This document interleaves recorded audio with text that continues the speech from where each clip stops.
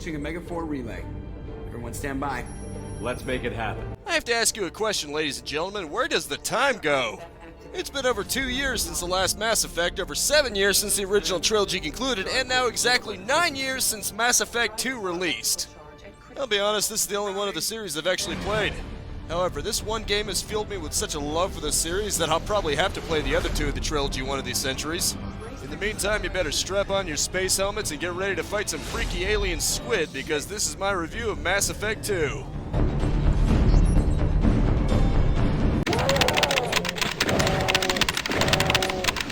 Mass Effect 2 is a mix between narrative RPG with a morality slider and a cover-based third-person shooter.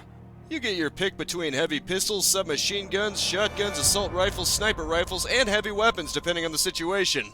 This is further augmented in being able to give it concussive, disruptor, incendiary, or cryo ammo. I tended to go with cryo ammo due to slowing down or even being able to stop enemies in their tracks. You don't have to much worry about retaliating fire if the enemy's frozen solid on a block of ice, and the cold never really bothered me anyway. From what I've read, the first Mass Effect had weapons with infinite ammo, but a heat buildup similarly to turrets in many games, so you actually had to stop firing every once in a while to let it cool off. Mass Effect 2 scraps this system in favor of a more traditional finite ammo system in the form of thermal clips. The weapons dissipate heat into thermal clips and I guess are unable to cool down because they're just disposed of and you have to find new ones. It seems like a pretty silly justification since it kinda wastes the thermal clips, but I guess they really wanted a finite ammo system regardless of how little sense it makes. More changes include cover being manual, Shepard locked to weapons specific to his class. You can target individual body parts such as headshots, and Meta generally revives down teammates since they now regenerate health and shielding if you can avoid fire. I'd like to thank the Fandom Wiki for providing me with this information since I never played the first one myself. Being partially an RPG, you can also level up to a maximum of level 30. You gain points to spend on different kinds of powers and you can max out 5 of them, but you can reset your character's points if you decide you want to spend it elsewhere. One helpful thing is that squad mates level up regardless if they participated in missions, which can help to specialize in certain squad mates for certain missions without having to worry about unused ones being left behind level-wise. You choose your weapons and squad mates at the beginning of each mission, although you can swap out weapons during lockers found throughout the game. You can complete loyalty missions for squad mates to allow them to become closer to Shepard, gaining better friendship or romance paths, or even shifting their fate near the end of the game. You travel from world to world on a Normandy map in a manner similar to Metroid Prime Hunters in the newer worlds where you drag it to a planet. The planets themselves are a bit linear than an open world like Elder Scrolls, but there's typically enough room to move around that it doesn't feel cramped, especially in the outer areas. Each planet has its own theme, and one even has aggressive solar radiation that will overload your shields if you're exposed for too long, forcing you to run for the cover of shade. And I thought the summer heat waves on Earth could get bad. You can also travel through wormholes to get to other galaxies, and through the galaxies themselves, but you have a finite fuel that you must restock with the in-game currency. Another interesting mechanic is that you can probe certain planets for resources. Unlike the pilot-on-the-ground vehicle sort of thing the original game supposedly had, this time it's more expedient where you scan the planet for different radio signals for elements and then launch probes accordingly. You're able to purchase more probes at the same place as fuel, and there's a finite amount of resources on each planet which you can use to upgrade certain aspects of the Normandy. If you expect the final mission to go well for you, I highly advise that you upgrade the shields, armor, and Thanax cannon, but that's up to you. Similar to Bethesda titles, the game allows you to choose what gender Shepard is and the exact specifications of what he or she looks like. Whatever you want Shepard to personally look like is up to you, but I personally went for a masculine, chiseled look similar to Hank Hill. The enemies also have a good amount of variety to them. There's shooting enemies, of course, but there's also things like droids, different kind of aliens, Geth hunters that can cloak themselves, and most uniquely is collector enemies. After a certain point of the game, any one of them at a time can be possessed by Harbinger, the big bad, and gain additional attacks as well as supercharging their armor and shielding. You'll want to make sure to bring down every last collector as possible to prevent any more of them from becoming possessed by Harbinger, although he can only possess one at a time, so you can leave one alive if you're able to survive it long enough to take out the others around it. The game also has a karma system where you can choose to be Paragon, which is good, or Renegade, which is bad, and it affects the actions that you can take in conversations that will influence which side it goes, and you need a certain amount to take certain actions. You'll want to max out one or the other to get the most out of it, making neutrality basically less appealing, which is one nitpick I actually have with the game. Despite that, however, the gameplay is very solid overall. It may not be the best third-person shooter ever, but the shooting and cover is solid enough that it genuinely felt like it was my own fault when I died. There's enough variety in terms of environments, enemies, and your own comrades and strategies that it never has to feel stale. Even if you settle on a specific tactic, the enemies sure as hell won't, which will keep you on your toes for sure, especially on higher difficulty settings. I must say, Mass Effect 2 certainly hits the ground running with its plot because you start out with the Normandy under attack and everything under serious damage. Shepard wants to get Joker out of there, but Joker still stubbornly thinks the Normandy can be saved, but thankfully you do manage to get him out of there. However, there's one slight caveat. Shepard actually dies. I kid you not, Mass Effect 2 starts out with Shepard dying. Don't fret though, because this isn't the end of your story. Far from it, as Cerberus works hard to research a way to bring you back from the grave, so to speak, in a project known as Project Lazarus. After choosing what you will now look like, Shepard is understandably confused as to what's going on and runs into Jacob while it's under attack by the security mechs due to being hacked by a mole named Wilson. Fighting through the mechs with Jacob and a second Cerberus member, Miranda, they reveal that Shepard isn't the only one who was essentially brought back from the grave, so to speak. It's revealed that a more advanced form of the Normandy was constructed, known as the SR-2. While Cerberus has some shady dealings and kinda believes that humanity is the superior to all other species, Elusive Man in this case simply wants to stop the Collectors from abducting human colonies. Naturally, this is a goal that would seem reasonable to any human, whether or not they think that humans should be elevated above other aliens or not. Joker also shows up, mostly taking to his new improved Normandy, but also not being a huge fan of the AI named Eddie. He justifiably believes that Eddie is being used by Cerberus as a spy on them. Mostly though, it ends up with them pulling pranks on each other from time to time, and Joker reluctantly begins to warm up to the AI, because at one point in the game, due to a major attack on the Normandy, Edie even convinces him to give her full control over the ship, showing his improved trust in her. As the story goes on, Shepard assembles a crew, both new and old, in order to deal with the threat of the Collectors and to learn more about them. His teammates include the aforementioned Miranda and Jacob, in addition to Professor Morden, Sniper Garrus, Bionic Jack, and Krogan Warlord Grunt. Along the way, it's discovered that the human colonies are being paralyzed by tiny insect creatures known as Seeker Swarms. Thankfully, Morden is able to produce a countermeasure that allows the team to become invisible to them, and with this, they're able to head to Horizon to stop another colony from being abducted. Successfully fighting through the Collectors and husks, Shepard eventually confronts the main antagonist of the game, Harbinger. Of course, he isn't appearing as himself. He is in fact a Reaper and can possess one Collector at a time, supercharging it as mentioned before. Meeting a mechanic, Shepard learns that the laser towers are key to stopping the Collector ship, and after defending it against hordes of enemies including a Praetorian, the towers manage to take down a Collector cruiser, bringing back down a third of the population. Either Ashley or Caden, Shepard's former squad mates, appears in the colony out of suspicion that Cerberus was behind it. Whichever one it is really happy to see Shepard alive, but instantly becomes suspicious when it's found out that he or she is actually working for Cerberus. The Elusive Man admits he lured the Collectors into the colony, subsequently revealing Shepard's connection to Cerberus in order to better understand them and form a plan against them, however risky it may seem.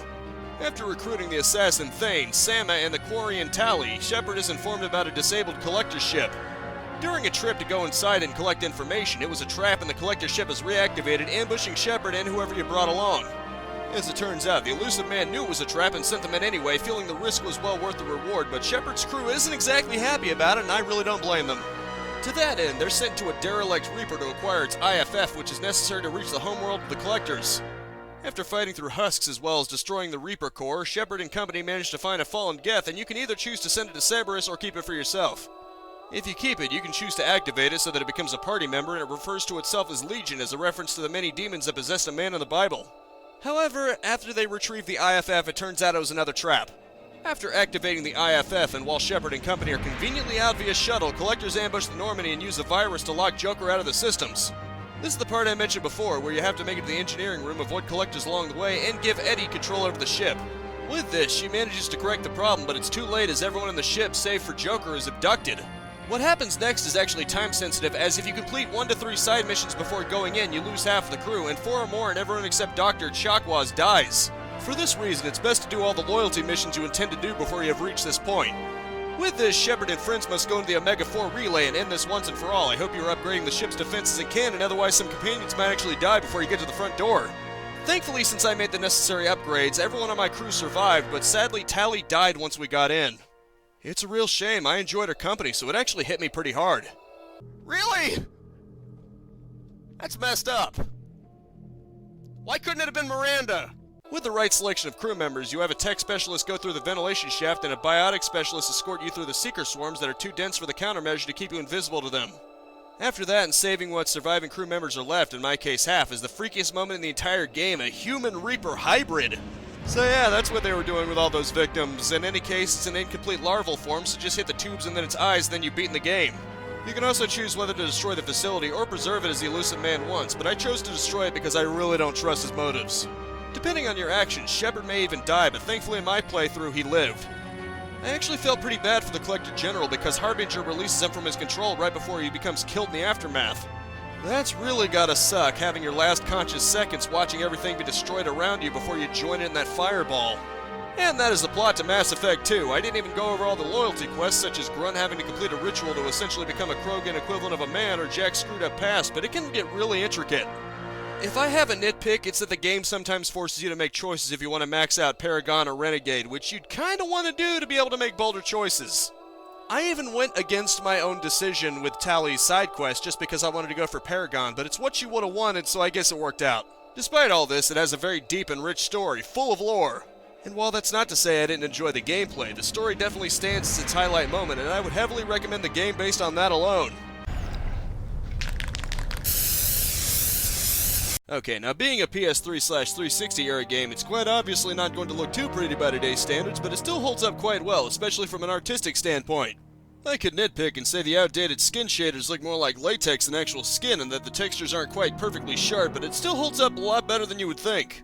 Right from the very beginning, you're treated to a nice red glow as the Normandy is under attack and everything's on fire. One nice touch is that you move slower in the outer space section and there's almost no sound apart from Shepard's breathing, which makes sense because sound doesn't travel through space apart from radio waves. After dying, and he or she is placed back together, you get to decide the gender of Shepard and what he or she looks like. The gender mostly affects the voice, and it's just one voice per gender, but given how many lines had to be recorded twice just for that, it's a nice touch. The visual effects are also very well done, with selective use of depth of field during cutscenes and just the right amount of bloom on lights to really give it that sci-fi flair, not to mention the particle effects. The character models also have enough polygons that they for the most part manage to not seem too blocky, which is good since you'll be staring at people's faces relatively up close in the cutscenes. The voice acting is also quite nice, even if it's not absolutely Hollywood grade. I'd strongly recommend starting by acquiring Morden Solus, the Solarian professor on Omega. We know the Collectors use some type of advanced technology to immobilize their victims. In particular, the elusive man both has a look and voice that makes him seem like he has good intentions, but also very shady goals. Technology from that base could have secured human dominance in the galaxy, against the Reapers and beyond. You can tell he was inspired by Half-Life's G-Man. Speaking of major characters, I have to talk about Harbinger. You never really face him face to face, you only get a glimpse of his true form in the game's ending, but you hear his voice every time he possesses a collector, and let me tell you, if there's such thing as a punchable voice, it's him. Shepard, submit now. He's really someone you'll love to hate, as he makes sport out of belittling you and your efforts. Geth is another noteworthy character in that he sees himself as a collective. It's very much reminiscent of the Borg Hugo from Star Trek The Next Generation, that he becomes an ally but sees himself as a collective and uses the term we to describe himself. The music is quite orchestral and really packs a punch, and the sound effects themselves are very appropriate. Fun fact from my friend who really wanted you to know this, the sounds the Reapers make is actually produced by a garbage can. Overall, the presentation does a very excellent job complementing the gameplay and the story. The villain is very fittingly hateable, the elusive man is portrayed as having the right motives but very suspicious end goals, and the companions are very fitting and distinct from one another. Not gonna lie, my favorite ones are probably Grunt and Jack. The former I just found hilarious, and the latter one I actually felt really sorry for. Definitely gets a thumbs up for me, presentation-wise. Speaking as someone who's never really played the rest of the Mass Effect series and didn't really have a bias at all going in, I really enjoyed Mass Effect 2. It's a very nice third-person RPG cover game that has plenty of action and story and abundant supplies, and I highly recommend it to fans of sci-fi, shooters, RPGs, or just any good, rich story games in general. Maybe I'll play Mass Effect 1 or 3 one of these days, probably not Andromeda unless I'm feeling really curious, but for now, Mass Effect 2 definitely puts the series into a positive light for me, which is all I need. This has been my review, thank you for watching, and I'll see you next time. Oh, and keep one thing in mind. Seasons don't fear the Reaper, nor do the wind, the sun, and the rain. We can be like they are. Come on, baby, don't fear the Reaper. Baby, I'm your man.